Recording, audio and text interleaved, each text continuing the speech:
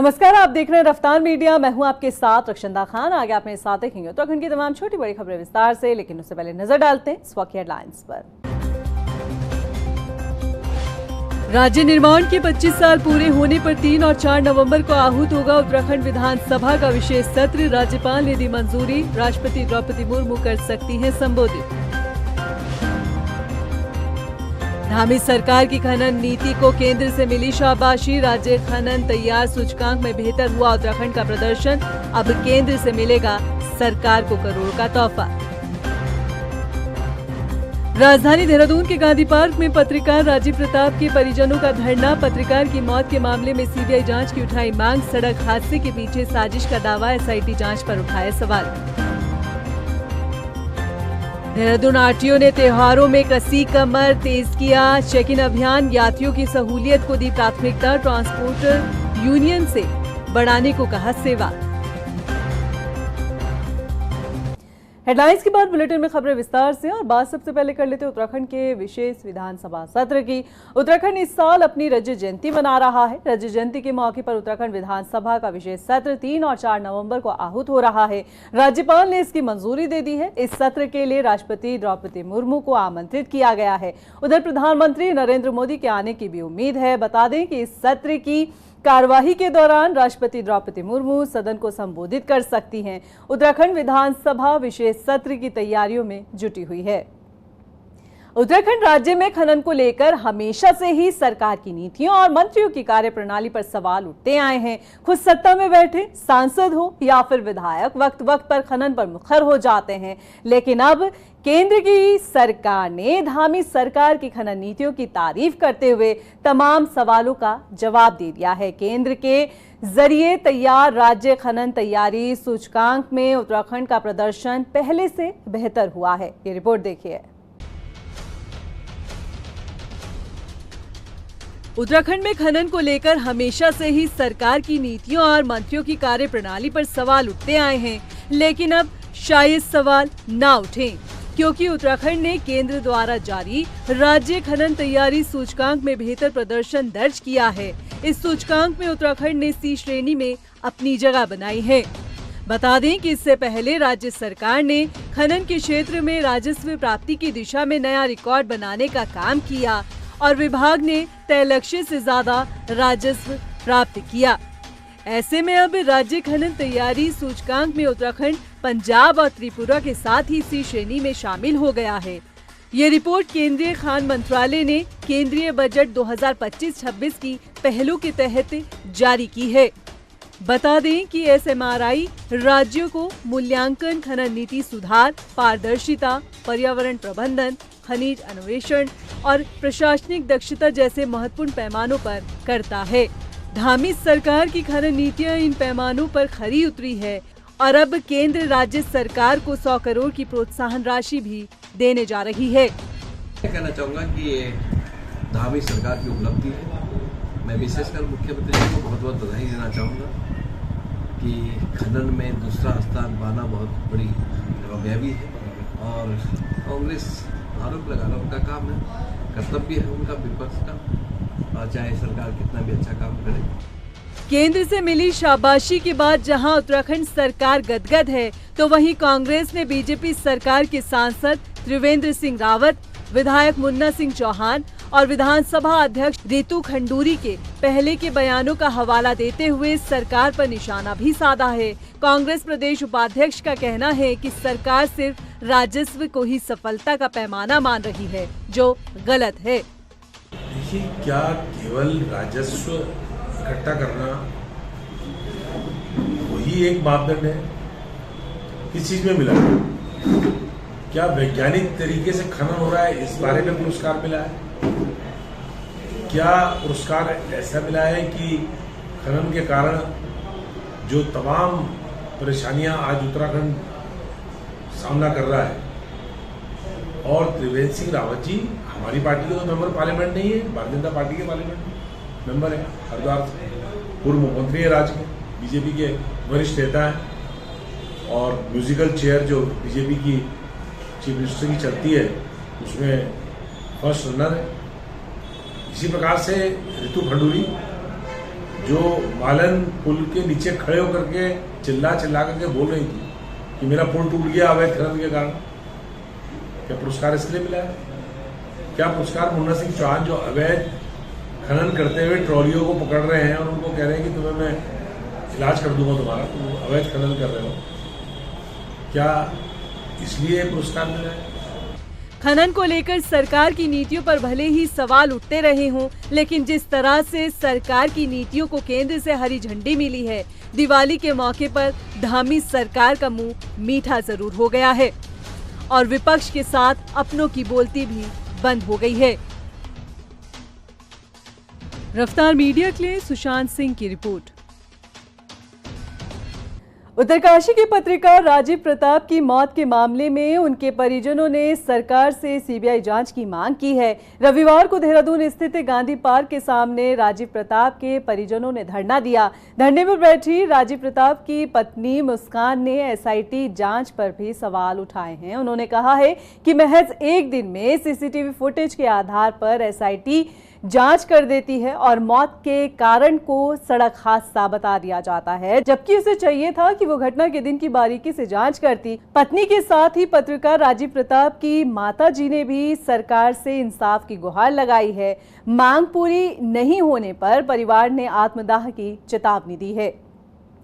जी sir, CCTV footage में जैसे उन्होंने दिखाया, सिर्फ एक क्लिप को वायरल कर देने से ये साबित नहीं हो जाएगा कि मेरे पति कि ये मौत एक्सीडेंटल घटना थी। अगर सीसीटीवी फुटेज वायरल हुई है तो मैं चाहती हूँ कि उसको शुरू से और लास्ट तक सबको दिखाया जाए। ये नहीं कि कुछ कहीं से कुछ क्लिप उठाकर किसी को, जनता को भ्रमित करने के लिए या मामले को दबाने के लिए सबके मन में ये सारी चीज़ें डाली जाए। आगे कि मेरे बहू को न्याय मिलना चाहिए, मेरे को न्याय मिलना चाहिए, मेरे बच्चों को। मेरे माँ अपने बच्चों को कैसे भूलूं मैं, जब तक मेरे न्याय नहीं मिली। जिन्होंने मेरे बच्चों को मारा है उनको न्याय, उनको सजा मिलना चाहिए। जब तक मेरे को संतुष्टि नहीं हुई, जब तक उनको सजा नहीं मिली, जब तक मेरे बच्चों को न्याय नहीं मिली। गंगोत्री से बीजेपी विधायक सुरेश चौहान ने आपदा से क्षतिग्रस्त हुई सड़कों के जल्द से जल्द दुरुस्त होने का दावा किया है। उन्होंने कहा है कि सरकार आपदाग्रस्त क्षेत्र में आपदा के पहले दिन से ही हालातों को बेहतर करने में जुटी हुई है। भीषण आपदा के बाद भी चारों धामों की यात्रा सुचारू चली। हालांकि बीच बीच में सुरक्षा के मद्देनजर यात्रियों को जरूरत के हिसाब से रोका गया, लेकिन उस दौरान भी यात्रियों के लिए सभी व्यवस्था की गई थी। ये जिस तरह से आपदा आई उस तरह से लगातार हमारे प्रदेश के यशस्वी मुख्यमंत्री माननीय धामी जी ने, हमारे देश के प्रधानमंत्री माननीय मोदी जी ने लगातार खुद इसमें मॉनिटरिंग की, खुद इसमें लगातार एक प्रयास किया कि कैसे वहाँ पे आमजन को बचाया गया। ये पहली प्राथमिकता थी। उसके बाद आप सब जानते हैं कि सड़कें पूरी तरह से जगह जगह से वॉश आउट हो गई थी। टेम्प्रोरी उन सड़कों को खुलाया गया और उसके बाद यात्रा भी चली। और अभी धराली का जो गांव है उसको शिफ्टिंग की जो है बात चल रही है, तो इसमें भारत सरकार से, राज्य सरकार से तमाम टीमें भेजी जा रही हैं। उसमें जो विशेषज्ञ हैं वो जो निर्णय देंगे उस अनुसार सरकार काम करेगी। दिनेशपुर के जयनगर प्रथम में खुली बैठक का आयोजन हुआ, जिसमें ग्राम प्रधान नवनीत कौर और स्थानीय लोगों ने बैठक में हिस्सा लिया। आपको बता दें कि इस मौके पर क्षेत्र की समस्या जैसे कि बिजली, पानी, सड़क और सबसे जरूरी राशन कार्ड को लेकर चर्चा हुई। ऐसे में ग्राम विकास अधिकारी ने समस्याओं के समाधान का आश्वासन दिया। कि आज ग्राम पंचायत की पहली खुली बैठक थी। इसमें सबसे प्रमुख मुद्दा जो यहाँ पर रहा, हमारी ग्राम पंचायत में कुछ समय पहले काफ़ी लोगों के जो सफ़ेद राशन कार्ड थे और उनके कार्ड दिए गए बिना किसी जांच के, और उसमें भी काफ़ी लोग अपनी शिकायत लेकर आए जो पात्र थे लेकिन उनके भी कट गए। तो काफ़ी लोग ऐसे हैं जो ग्राम पंचायत के अंदर अभी भी पात्र हैं, जिनको उस चीज़ की आवश्यकता है, उनके बनने चाहिए। उसकी जाँच करने के लिए हम जाएंगे। उसके बाद क्या कहते हैं, अगली जो खुली बैठक होगी, आगामी जो खुली बैठक होगी या मासिक बैठक में भी हम उसको प्रस्तावित कर देंगे कि ये व्यक्ति अपात्र है और ये पात्र। हल्द्वानी के अस्पतालों में किसी भी आपातकालीन स्थिति से निपटने की तैयारी कर ली गई है। दायित्वधारी सुरेश भट्ट की माने तो राज्य सरकार ने दिवाली के त्योहार के मद्देनजर जन सुरक्षा को प्राथमिकता देते हुए स्वास्थ्य विभाग की सभी सेवाओं को 24/7 अलर्ट रखा है। इसके अलावा लोगों से भी पर्यावरणीय सुरक्षात्मक माहौल में त्योहार मनाने की अपील हो रही है। दीपावली का पावन पर्व हम सबके लिए बहुत ही महत्वपूर्ण पर्व है। इस पर्व पर अनेक प्रकार से लोग खरीदारी करते हैं। यहाँ एक तरह से जो पकवान और मिठाइयाँ वगैरह खरीदने का काम करते हैं। कई बार उसको लेकर के कुछ प्रकार की दुर्घटनाएं होने की संभावनाएं रहती हैं और उसको लेकर के स्वास्थ्य विभाग पूरी तरह अलर्ट है। स्वास्थ्य विभाग में 24 घंटे एक तरह से सबको सतर्क रहते हुए अलर्ट रहने के लिए सबको आदेश निर्देश किए गए हैं। उत्तराखंड वन विभाग ने दीपावली के मौके पर निगरानी व्यवस्था को काफी सख्त कर दिया है। विभाग ने न केवल अपने इंटेलिजेंस नेटवर्क को सक्रिय किया है बल्कि चिड़ियाघरों और संरक्षित वन क्षेत्रों में भी सुरक्षा का बाड़ा जो है उसे बढ़ा दिया है। वजह साफ है, ये समय वन्यजीव तस्करी के लिहाज से बेहद संवेदनशील माना जाता है, खासकर उल्लुओं की अवैध तस्करी को लेकर। ये रिपोर्ट देखिए।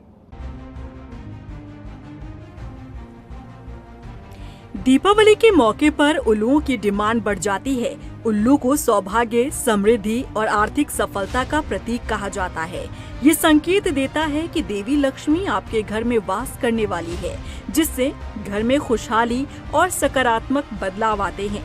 हालांकि अंधविश्वास के चलते दिवाली पर उल्लू का अवैध व्यापार और तस्करी भी होती है। इस समय पर तंत्र मंत्र के लिए उल्लू के अंगों की तस्करी की संभावना सबसे ज्यादा होती है, जिसके कारण वन विभाग का फोकस खास तौर से उल्लू पर होता है। देहरादून चिड़ियाघर के वरिष्ठ पशु चिकित्सक डॉक्टर प्रदीप मिश्रा का कहना है कि हर साल दीपावली के आसपास उल्लू की तस्करी के प्रयास बढ़ जाते हैं। उनका कहना है कि अंधविश्वास और तंत्र मंत्र की आड़ में उल्लुओं के अंगों का इस्तेमाल करने की गलत परंपरा आज भी जारी है।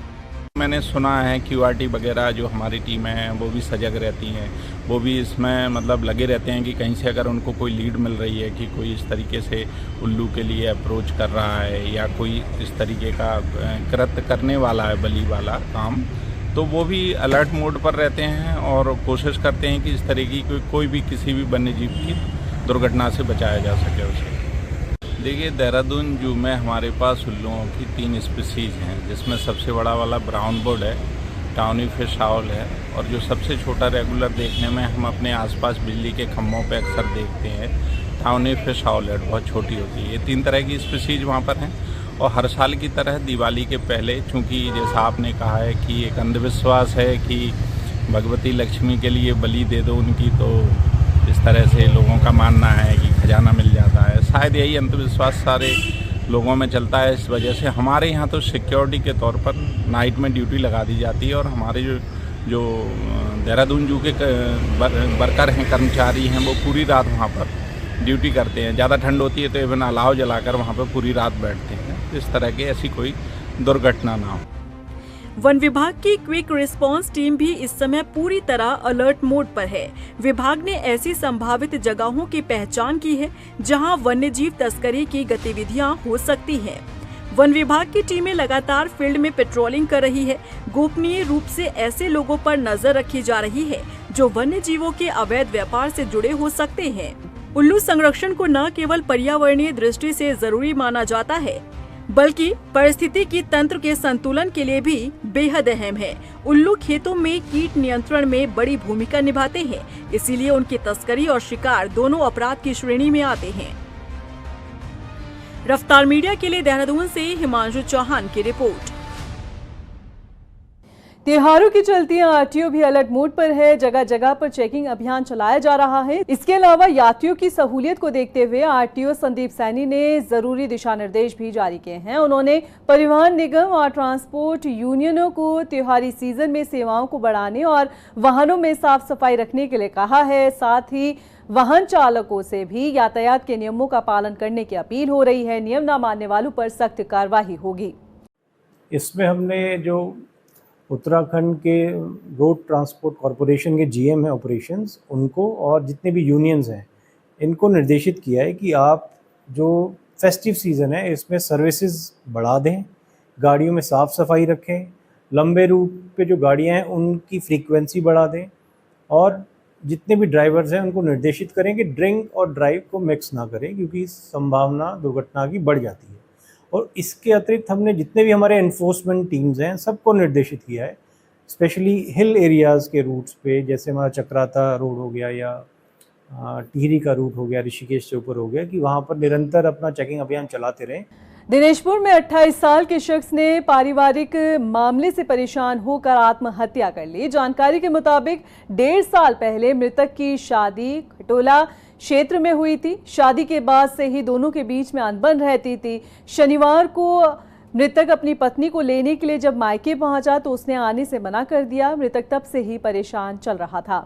देखिए, सबसे पहले तो बहुत ही दुख की ये बात है कि आज धनतेरस और दीपावली का पर्व है, पूरा देश खुशियां मना रहा है और उसी खुशियों के बीच में अगर एक घर का चिराग छिन जाए। अभी वार्ड नंबर 1 की ये घटना हुई है और जहां तक मुझे पता लगा है कि पारिवारिक कलह कुछ ऐसा था कि पति पत्नी के बीच में झगड़ा था। ये संभवतः पत्नी को कल लेने भी गया था, पत्नी आई नहीं तो दिल में बहुत ही ज़्यादा उसे पीड़ा हुई। लेकिन मैं यही कहना चाहूँगा सभी से कि जो लोग आज आत्महत्या के लिए इतना बड़ा कदम उठा रहे हैं, उन्हें सामना करना चाहिए परिस्थितियों का। और चूंकि इंसान हम लोग हैं, कहा जाता है कि 84 लाख योनि में जन्म लेने के उपरांत मनुष्य जन्म मिलता है। कारण यही है कि मनुष्य जन्म में सोचने, समझने की, विचार करने की शक्ति होती है। अभी के लिए फिलहाल इतना ही, मुझे दीजिए इजाजत। लेकिन चलते चलते नजर डालते इस वक्त की हेडलाइंस पर। नमस्कार। राज्य निर्माण के 25 साल पूरे होने पर 3 और 4 नवंबर को आहूत होगा उत्तराखंड विधानसभा का विशेष सत्र। राज्यपाल ने दी मंजूरी, राष्ट्रपति द्रौपदी मुर्मू कर सकती हैं संबोधित। धामी सरकार की खनन नीति को केंद्र से मिली शाबाशी। राज्य खनन तैयार सूचकांक में बेहतर हुआ उत्तराखंड का प्रदर्शन। अब केंद्र से मिलेगा सरकार को करोड़ का तोहफा। राजधानी देहरादून के गांधी पार्क में पत्रकार राजीव प्रताप के परिजनों का धरना। पत्रकार की मौत के मामले में सीबीआई जांच की उठाई मांग। सड़क हादसे के पीछे साजिश का दावा, एसआईटी जांच पर उठाया सवाल। देहरादून आरटीओ ने त्योहारों में कसी कमर तेज किया। चेक इन अभियान, यात्रियों की सहूलियत को दी प्राथमिकता। ट्रांसपोर्टर यूनियन से बढ़ाने को कहा सेवा।